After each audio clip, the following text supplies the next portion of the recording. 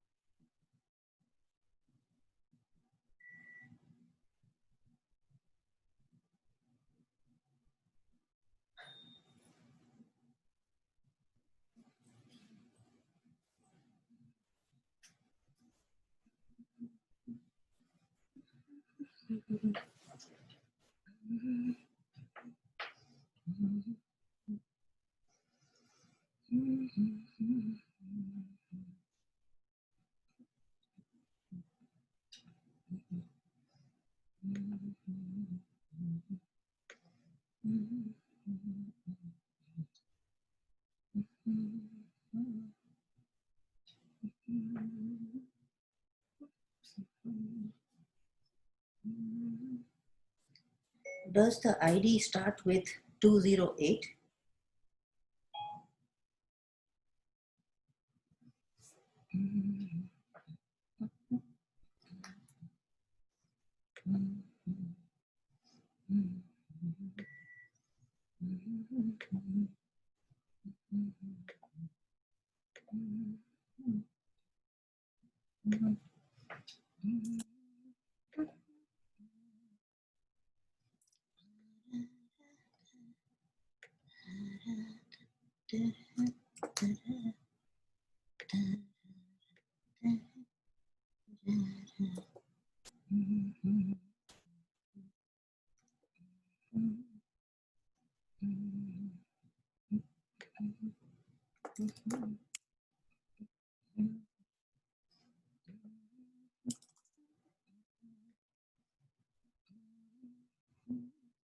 Two zero eight, 208, 215, 215, 1551.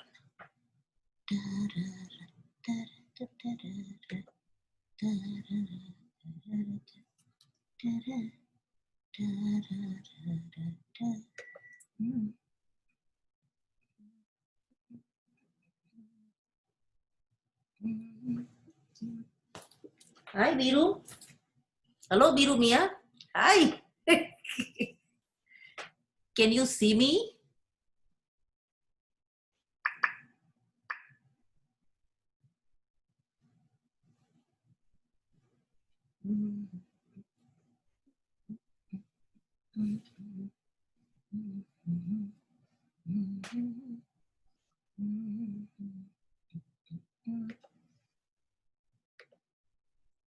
Hi, Biru.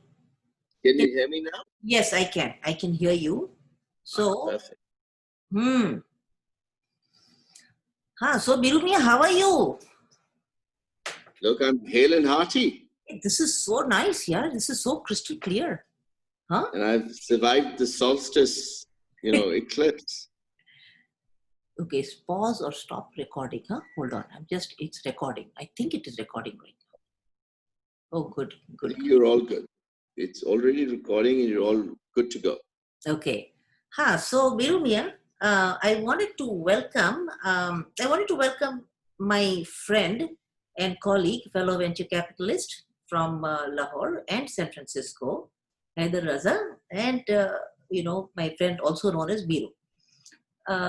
Biru, as VCs, right, as venture capitalists who have worked together on several, startups and knowing the whole startup ecosystem in US and our part of the world, what do you see, what do you think is going on right now between India, China, and is there a role for Pakistan to play in this whole matter to see if we can, I think that this might be actually, even though it doesn't sound like it, I think it is a golden opportunity for both countries to consider some kind of a dialogue, whereby we are not used as pawns by the superpowers. Right now, in the global race and global balancing between two superpowers, right, US and China, they are going to be using for various allies, and they're going to be building their own kind of, fiefdoms. Is there any way we can not be falling into that trap and starting a conversation on some kind of an EU-like, market opportunities between both countries? What do you think? So I think two things. We should partition this into both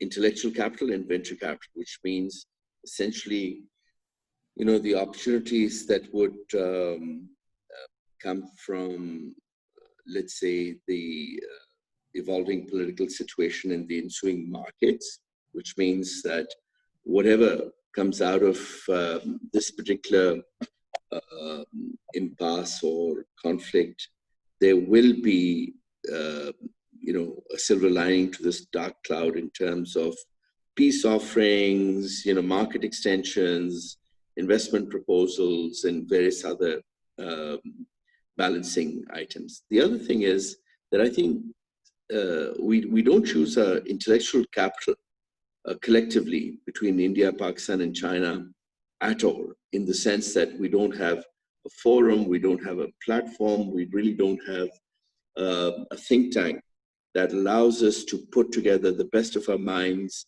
in one particular place to both foster and develop intellectual capital.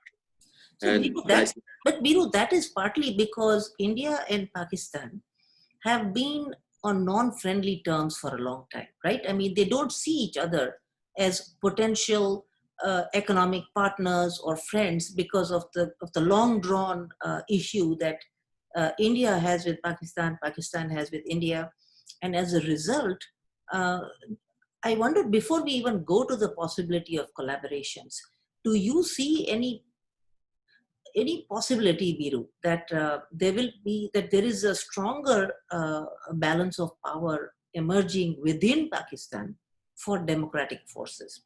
You see, India is afraid. I think India has always been wary of the fact that Pakistan is run by the army, and I personally feel that it will, just looking at the record of democracies, right? How do democracies trade with non-democracies? And the record is extremely poor. So, do you think that the balance of power is shifting in Pakistan towards more democratic forces who want economic progress? well, so let's say we address the balance of power in a second, but first of all, let's take the facts, because I think facts speak louder than anything else. The two facts that should be highlighted is that between India and Pakistan, there's probably between a $6 to an $8 billion annual trade. Going on Meaning right now between the countries?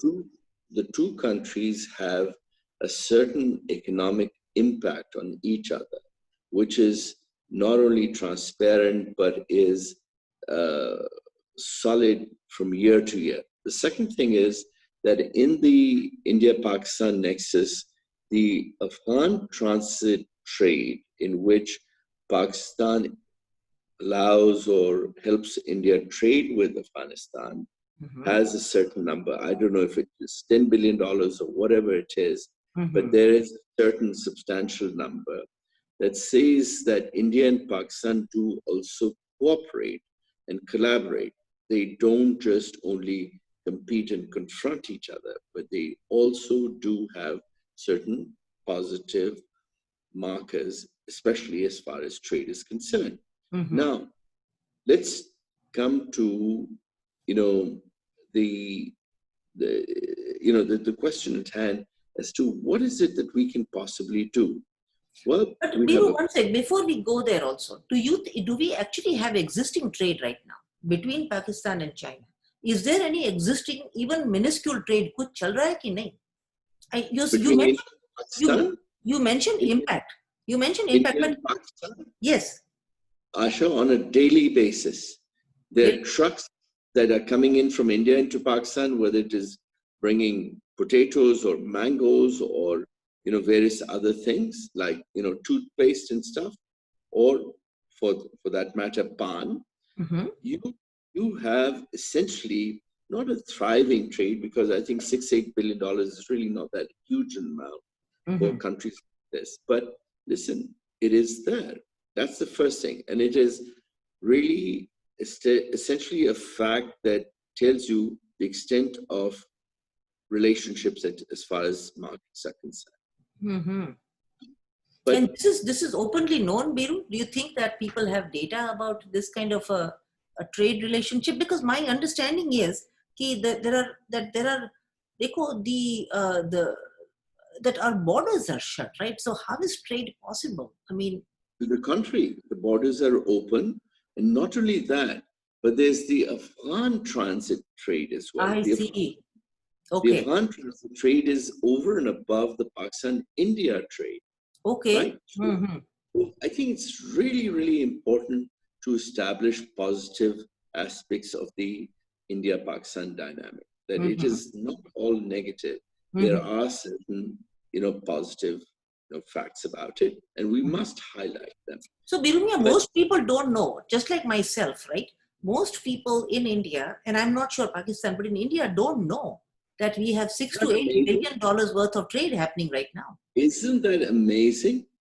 I mean, I'm not making this up, right? So, I mean, this is the whole thing, that between media and the government, we are somewhat, I'm thinking, people, and so we should highlight this thing up. Yes, we should. That's a good point. Between culture and economics, we must look at what are the positives. For example, there are children that have, various congenital cardiac diseases that get treated in India for free, right? We must highlight, your impact of basically being able to enable, fund, and empower Pakistan entrepreneurs, and so on and so forth, right? So I basically feel that it is important to, let's say, publish happy news. Yes, true, very true. That's true. Yeah. And so we should. So what one thing we could do, Biru, is definitely try and collect some data about this existing trade that's going on, and actually highlight it. And we'll do it. I'll also get some research done. Or let me take that action item. Okay. And I will provide you with both the Pakistan and the Indian side published data on trade. Okay. Good. As recently as the last quarter or whatever. Right. But in that same vein and in that same spirit, we have the potential of other positives. In that, that dovetails into what you were saying, that what are the initiatives that one can take, and what are the opportunities that can come out of this impasse or, difficult situation, a confrontative situation. And in that case, not just for India and Pakistan, but India, Pakistan, and China. Okay. Yeah, frankly, Virumi, I think that in these modern times, in this century, where everything hinges on trade and economic prosperity, and the fact that we are all connected so closely on the internet, it is pretty clear, right, that everybody's priorities are what? To educate their children, to make sure that people have their children educated, food. People are worrying about the exact same things that in every nation, whether you are in India, Pakistan, wherever else, right? So in that regard, Biru, peace is of course something everybody wants. Now, is that something? So I think we should, and currently, given this bizarre situation of the pandemic, plus racial violence going on in India. There's in US, the issues with India and China. Right? I really do think you're right. There's a rare opportunity to be kicking off these conversations about, about potentially peaceful solutions that could emerge out of this chaos. There is a lot of chaos right now, and there is nothing like chaos to really come up with changing an established order. So, Right. So and right now, Birumia, one quick thing is that the enmity or the rhetoric of enmity between India and Pakistan is serving only two people. It is serving the Pakistani army because they need an enemy to survive, and it is serving the Indian politicians because having a narrative of an enemy creates a nationalistic spark within India also.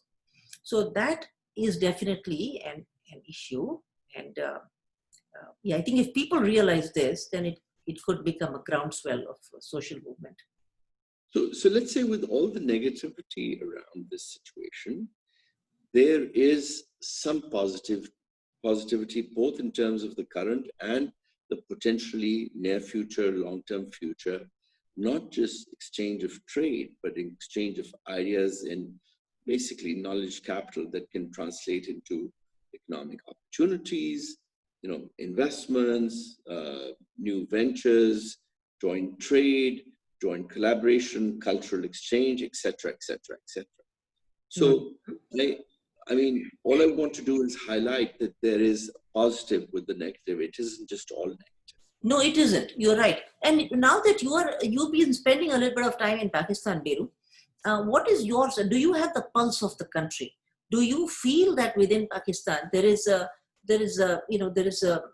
do you feel that there is a sort of an openness to be more friendly with India? I mean, I know Imran Khan has actually invited India to be, to engage in some kind of a dialogue, and Indian side has been pushing back because of I think it's a suspicion that Lashkar-e-Toiba or something like that is being operated out of Pakistan, and it's an issue there that Indian government has of course spoken about it so many times, but do you see an openness even within the Pakistani powers that be, whether it's the army officers or Imran Khan's government, for a genuine rapprochement? Right. So I think that's a very important question, and it must be answered with all honesty and frankness. Mm-hmm. And the fact of the matter is that the Pakistani political leadership is, absolutely failing on that account, and the Pakistani army is still not, turning the corner.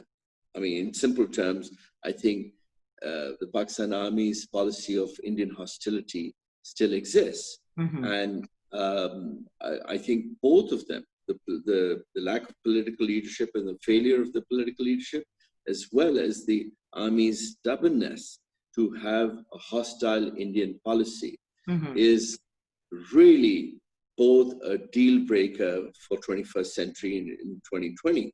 So what needs to be done is to have a systematic way of educating both the political hierarchy as well as the army hierarchy. And the idea is to draw them into some sort of a platform and an ongoing forum where, this is converted from negative to some positive. Yeah. But from, in any country, right, where there is a military rule, why would military give up its, for a military to be in power, it needs an enemy, right? Unlike in democracy, your enemy is your opposite party. In a militaristic rule, it has to be an outside party. Now, if the army's, role has to be, if it doesn't want to relinquish its power, why would it, what can Pakistani civil society do to say, no, we don't want this, situation of enemies at the border, and we want to engage in a conversation so that maybe 10 years from now, if these conversations and minor, small economic engagements begin, maybe 10 years from now, Pakistan could have a civil society which is run as a democracy, and that ties the hands of the ruler. If you see, Virumia, in a democracy, right, the reason India is afraid of militaristic countries to partner with them is because in a democracy your hands are tied. A BJP could be kicked out any day. A military cannot be kicked out. So I think that is an issue, and historically that plays out in all nations. It's not just India, Pakistan. In any country where there's a militaristic rule, it takes some time, whether it's Mexico or Venezuela or any of these countries, it takes time for civil society to play that role in establishing, democratic rule of the people. Okay, so I think you need to understand that particular question in a two-part context. The first one is that indeed what you're saying is the present day reality. Mm-hmm. However, everything has some conclusive end to it. Mm-hmm. And given the history of the army in Pakistan, it has had to go through 72 years of modification and changing its strategy. And now what is happening is that it is coming again, to a head with a crisis, primarily because of economic downturn, but also because I think there is a new world order sort of in the making as far as the region is concerned. Mm-hmm. And so this military crisis in Ladakh between India and China Mm-hmm. highlights a particular turning point in history, Mm-hmm. where I believe the overall context and planning, thinking, strategy of the Pakistan army has to change for its own survival. Mm-hmm. I mean, because if it is today India, tomorrow it'll be Pakistan.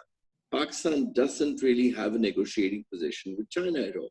I don't know if you know or not, but about 750 miles were ceded to China in about the same time as the 1962 war with India, Mm-hmm. from the Pakistan Kashmir. So understanding the geopolitics, there has to be some sort of establishing of what the real facts are in our present day, Right. where as far as the Pakistan army is concerned, Mm-hmm. everything can't be hunky-dory, Mm-hmm.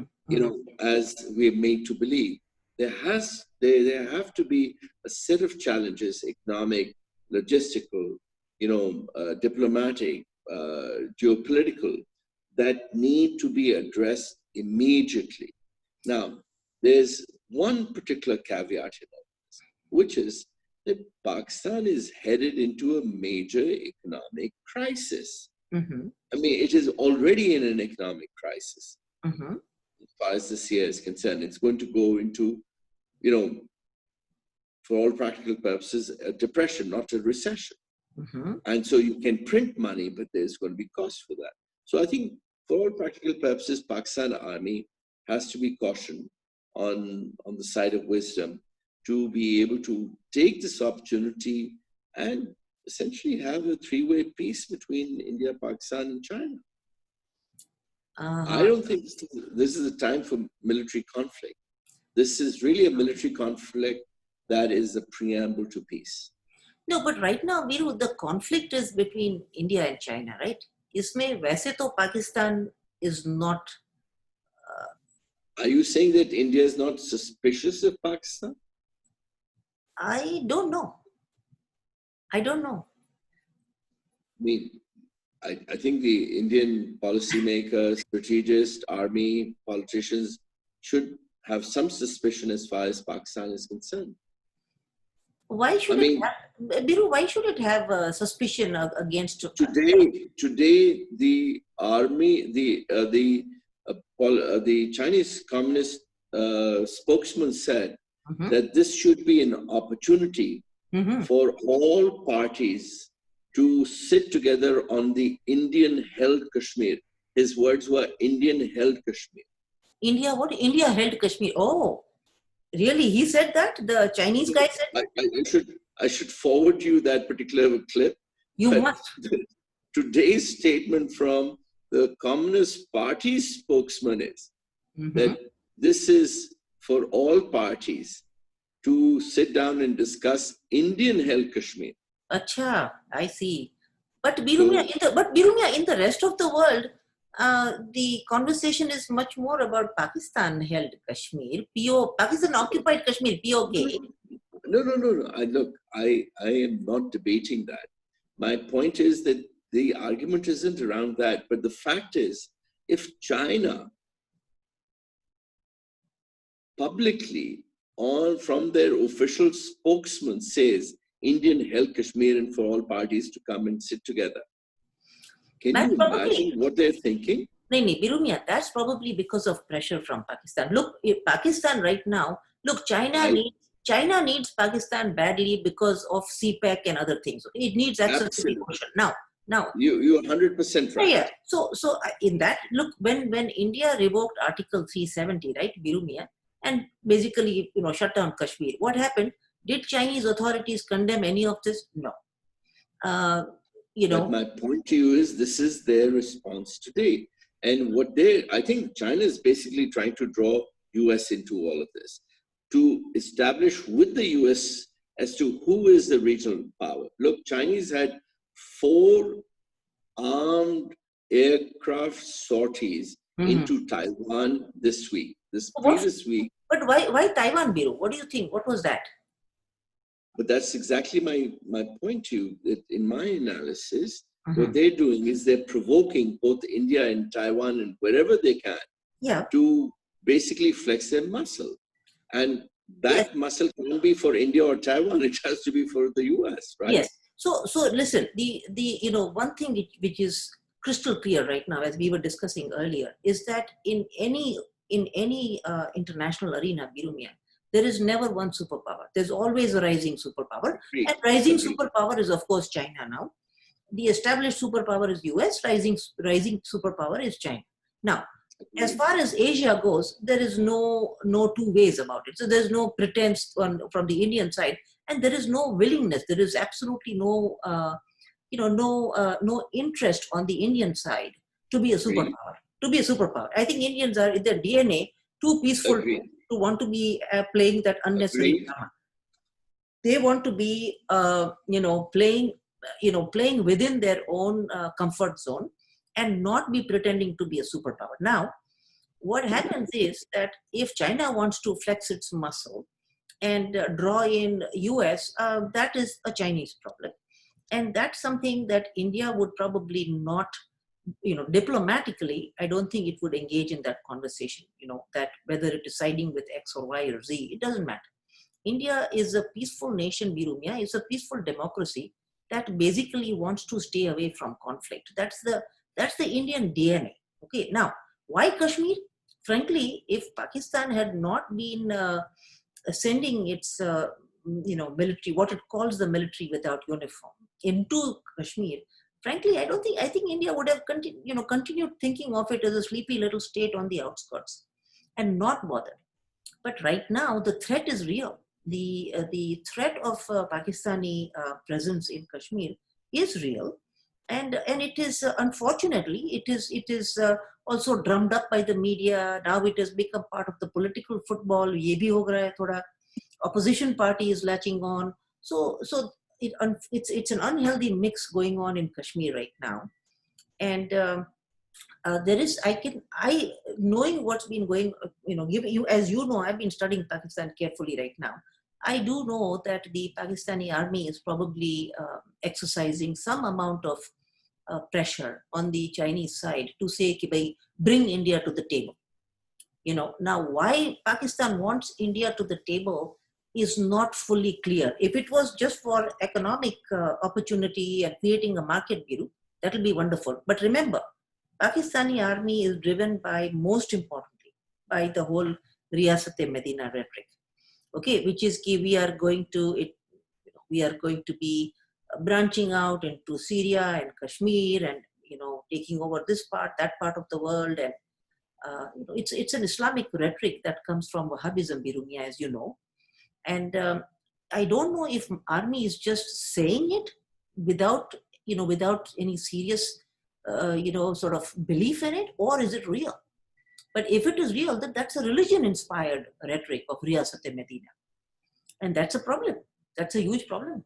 And that's the reason why India does not want to let Kashmir be sort of this fringe state on the border and not claim its authority in Kashmir. No, but who is the Arab states supporting? Arab state is supporting Pakistan. Nobody else, Birumia. Arab state is Are very you friendly. kidding me? No, it Are is you very. kidding me? I think On Kashmir, on all counts, the Arab states are supporting India. that is also, well, that's true to some extent, yes. More recently, yes, there has been a change. You are right about that. Ki in the last 5 years or so, something has shifted in the Arab world, and it is engaging not only in serious trade with India as it always has, but it has stopped promoting this whole Wahhabi idea of Islamic Republic bana denge India ko. Right. That has Right. gone down. But has the Pakistani military given up on that dream, Biru? I don't think so.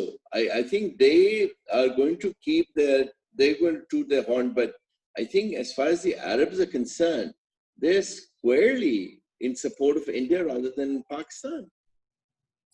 That is true. These days, yes, you are right about that. That is true. That is You see, everywhere where they are actually demonstrating their support, Mhm. it always comes in, they always come in for India, not for Pakistan at all.